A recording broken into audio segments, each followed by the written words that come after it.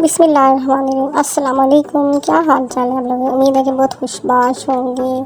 और आज जो मैं बात कर रही हूँ, जिस टॉपिक पे बात कर रही हूँ, मेरी प्यारी प्यारी बहनें, प्यारी प्यारी माएँ और लड़कियाँ हैं। छोटी मोटी लड़कियाँ, बड़ी लड़कियाँ जो ससुराल में रहती हैं, उन सब से मैं बात कर रही हूँ। तो बात क्या है जी कि हमें उठने बैठने के मैनर्स आने चाहिए, बातचीत करने के मैनर्स आने चाहिए। और बहुत से ऐसे मैनर्स को डिस्कस करूँगी जो अगर आपने उनको अपनी ज़िंदगी में अप्लाई किया ना, तो आपकी ज़िंदगी बदल जाएगी और आपको लोग इज़्ज़त देंगे। और अगर आपने अपनी इज़्ज़त ना करवाई तो लोग आपकी बार बार इंसल्ट करेंगे, आपका ख्याल ही नहीं रखेंगे, आपकी सेल्फ़ रिस्पेक्ट जो है ना, वो तबाह बर्बाद हो जाएगी। तो कुछ मैनर्स ऐसे होते हैं जो तो सब में मौजूद होते हैं, वो बेसिक्स हैं। बच्चों में भी मौजूद होते हैं कि एक्सक्यूज़ मी कहने की आदत होती है। और जी कोई बड़े घर में मौजूद हो, किसी रूम में बैठे हो तो डोर नॉक करके जाना है। और दूसरी बात ये है कि एक्सक्यूज़ मी कब और कहाँ कैसे कहना है। तो ये सारी बातें तो मौजूद होती हैं। तो पहला जो हमारा है ना तस्करा, वो इस बात पर होता है कि कन्वर्सेशन एटिट्यूड्स, गुफ्तगू के आदाब, ये सब में मौजूद होने चाहिए। आजकल जैसे कि देखने में आ रहा है, लड़कियों में गुफ्तगू के आदाब ना बिल्कुल ख़त्म हो गए हैं। बात बात पर बुरा भला कहती है, गालियाँ देती है। कितनी बुरी बात है, लड़के देते हैं गालियाँ, लेकिन लड़कियाँ भी दें। वैसे तो लड़कों को भी देनी नहीं चाहिए। इंसान की बातचीत से ना इंसान की उसका तरबियत का पता चलता है कि इसकी माँ कैसी है, इसके वालिदैन कैसे, इसके घर वाले, घर का माहौल कैसा है। तो ये सारी चीज़ों का पता चल रहा था। जब हम घर से बाहर ये सब चीज़ें दिखा रहे होते हैं ना, तो इट्स मीन कि अपने घर के माहौल को शो कर रहे हैं, अपने घर की तरबियत को शो कर रहे हैं, अपनी माँ को रिप्रेजेंट कर रहे हैं। तो खुदारा अपनी गुफ्तगू को निखारें, उसमें बुरे लफ्ज़ों का इस्तेमाल निकाल दें। लड़कियाँ मजाक मजाक में एक दूसरे को गालियाँ दे रही होती, इमोजी सेंड कर रही होती, कितनी बुरी बात है, वेरी बैड। तो ये सब चीज़ें अपने अंदर से ख़त्म करें।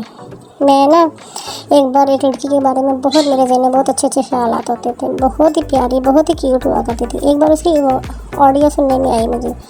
वो ऐसी कोई बात कर रही थी, उसमें बात बात पे गालियाँ दे रही थी। आप यकीन करें, उसका जो ऑडियो मैंने सुना ना, मेरे दिल से उसकी इज़्ज़त ख़त्म हो गई। अब वो जब कभी मिलने भी आती है ना, तो वो ऑडियो मेरे जहन में घूम रही होती। मुझे नहीं अच्छा लगता कि इतनी प्यारी लड़की जो इतनी अच्छी थी मेरे जहन में, और अब इसकी शख्सियत मस्मार हो गई है। तो इज़्ज़त आपके अपने हाथों में है कि हमने अपनी इज़्ज़त कैसे करवानी है। तो ये गलत लफ्ज़ों का इस्तेमाल मत किया करें। कहते हैं ना कि फूंक फूंक के कदम रखना चाहिए, तो फूंक फूंक के ज़बान से भी अल्फाज निकालने चाहिए। सोचो फिर बोलो।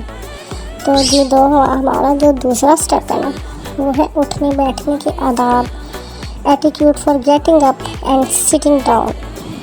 यानी कि हम कैसे उठे बैठे, कैसे चले फिरें।